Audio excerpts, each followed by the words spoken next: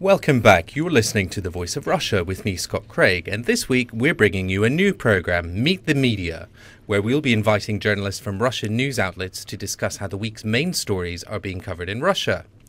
The fighting in Syria has been dominating headlines around the world. The city of Homs has come under heavy attack by government forces, resulting in a number of deaths, though it's hard to verify the numbers. Human rights groups say more than 7,000 people have been killed since the uprising against President Assad began last March.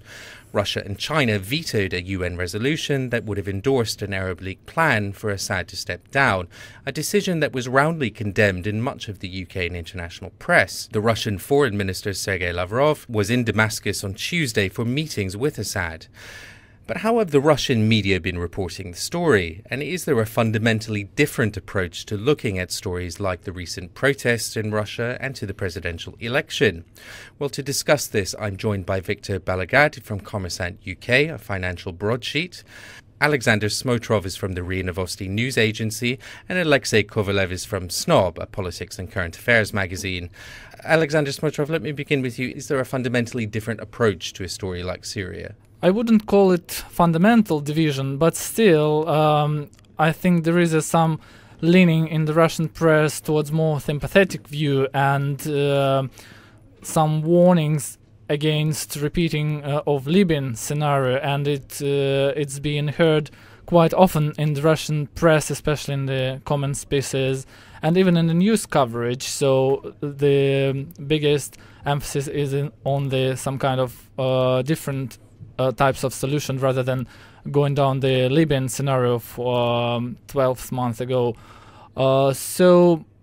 But with the current developments within the United Nations and with the foreign minister and foreign intelligence head visit to Damascus, it's more maybe a mainstream and the same coverage angles from the Russian press, especially the news media, as well as in the Western media. So there is no way to cover it in a different way. And obviously the visit to Damascus by the top-level Russian officials was covered in Russia much more extensively rather than here, where it was maybe given not that broad coverage. Is it an oversimplification to talk about the Russian media?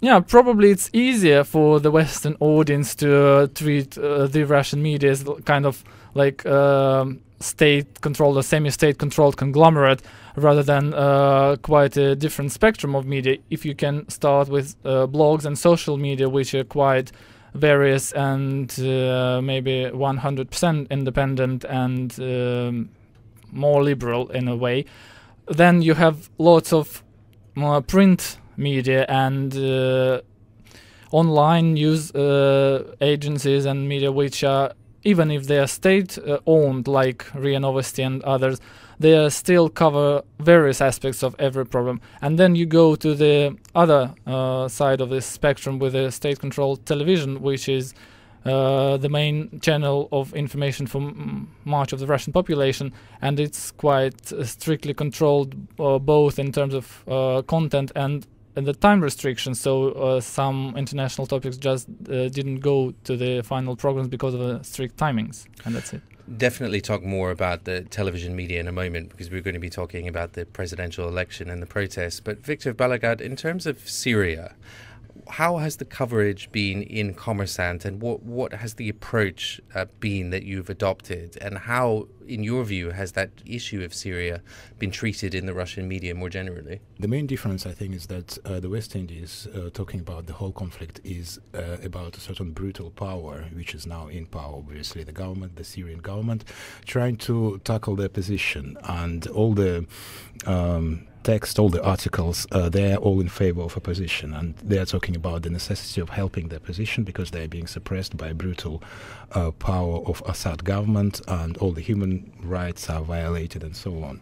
When it comes to Russian, that's the way the picture is portrayed in the Western media. When it comes to Russian media, the Russian media is talking about a conflict where there are two different sides, and the Russian media looks at it as a conflict where, if you want to solve that conflict, both of the sides should be approached, and both of the sides need help, not only the opposition but also the state, the government itself.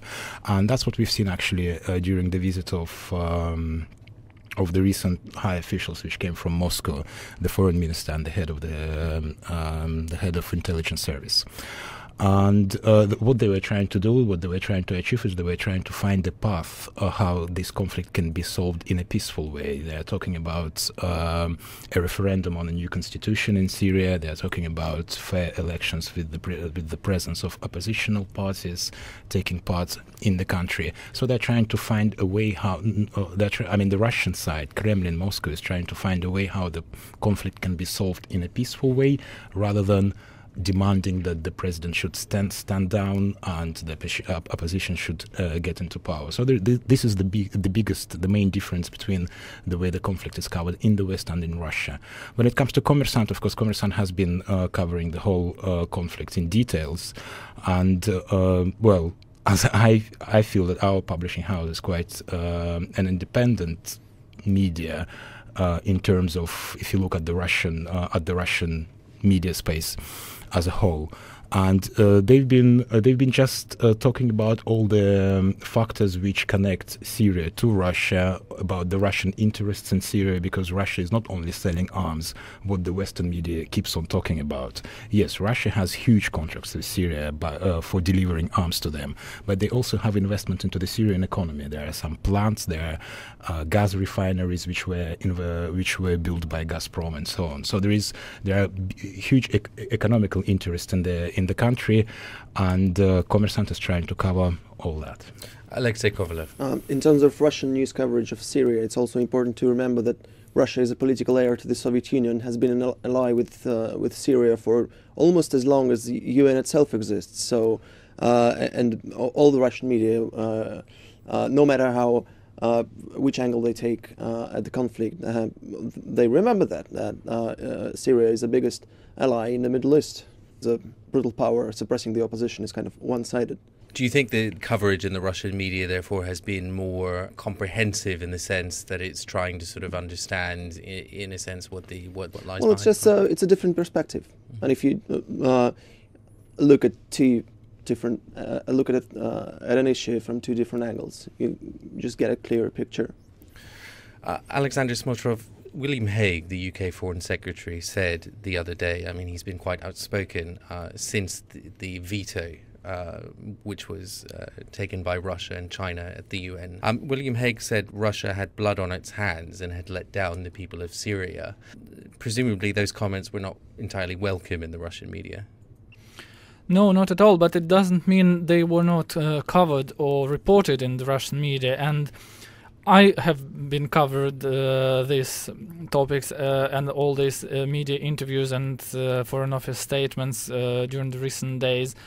And obviously the degree of criticism has been growing since Saturday, when the resolution was vetoed by Russia and China, then on Sunday when the Foreign Secretary gave lots of media interviews, and on Monday when I attended the City Week conference. It's a big gathering of British business and city representatives on the one hand, and on the other hand lots of foreign delegates, mostly from emerging powers. And William Hague's speech was very masterfully constructed in a way. He talked a little bit about every BRIC country omitting Russia, interestingly. It's quite significant, I think, in a way, because all this political struggle and political division could be damaging in a way for other spheres. I'd like to move on to talking about the recent protests in Russia, as well as obviously the presidential election, which is taking place on the 4th of March. Alexey Kovalev, how have the protests really been covered in the Russian media? There's been a lot of criticism that state-controlled media, Rossiya, the First Channel, for example, on Sunday, their main news program, really dealt at great length with the pro-Putin rally and seemed to gloss over the anti-government protests. How have the protests been covered, in your view, in the Russian media? Well, I think in the past few weeks we've seen a really tectonic change in a way.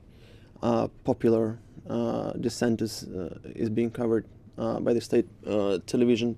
When we're talking about state media, we mostly mean television, because then again I have to verge off into a broader subject of the Russian media. I'll have to remind that 90% of media in Russia are privately owned, and when we're talking about the state media, which is a relatively small chunk in terms of ownership, but it covers the whole of the country, which is why it's so strictly controlled. Prior to last December, I think most protests in Russian cities were small and almost non-existent, and they were very rarely covered at all on TV. But when it's one thing when it's 100 people on a square, and a very different thing when it's 100,000. If you ignore it, it's even more obvious than if you cover it in a kind of slanted way, which is why on the 10th of December, in a very never seen before way, the state television, the biggest TV channels, covered the protests in a very fair and balanced way, which got everybody quite surprised. Just a reminder, you're listening to The Voice of Russia with me, Scott Craig, and our new program, Meet the Media, where this week I'm speaking with Victor Balagadde from Kommersant, Alexander Smotrov from Novosti, and Alexey Kovalev from Snob. In terms of the coverage of the presidential campaign, there has been a lot of criticism that there's been a focus, again, in the state media, as you mentioned. There's been too much focus on Putin, personally. You're from Snob. Snob is financed by Mikhail Prokhorov, who happens to be a presidential candidate. Does that affect your coverage? Well, it doesn't, because in either way, because an owner, at the very moment an owner decides to influence the way his media assets covers this subject or another, it's virtually ceases to exist, which is why whoever owns my publication doesn't affect the way I cover certain subjects, which is the way it should be. Although the whole notion of media independence is often lost on the audience, and whenever I write on a political subject, I see comments, okay, we know why you're writing it, because you are owned by this and that. Well, it's not. Because I choose to write this or write about that. Victor Balagadde, on the subject of the protests, has the coverage of the protests been adequate in your view? In one way, of course, both of these, the state and the private media, is controlled by the governments. And there are some topics which even the private media cannot touch and should not discuss. Such as? Topics like the submarine Kursk, for example, or Khodorkovsky? Well, I wouldn't say more about Khodorkovsky. I can say about the buildings being blown up in Moscow and in other places. But these things are actually discussed in the Russian media. Yeah, they're discussed in blogs, on Twitter. And these things which really were so high on the agenda, let's say, the years when they happened, they're partly forgotten now by the society, and that's probably with the help of the media. But the question was different. The question was about the protests in Moscow and how media is covering it. What I would like to emphasize is, okay, yes, we can look at the state-owned controlled TV station. That's the main TV stations in Russia, which covers 98% of population of the country. And yes, it's true. During the last meetings which were there on Sunday, they almost not talked about what happened on the oppositional side. They all covered the meeting which was there in support of Putin. But also, I would like to remind the audience that we have a TV channel, Rain, which is becoming very popular in Russia, Telekanal Dozht. It's maybe popular among a certain parts of the society, but it's popular in cities like Moscow, St. Petersburg, and so on. And they are covering, they've been emphasizing almost only on the oppositional meetings. And actually they've declared themselves that officially they support opposition. And in fact, they portray only one side of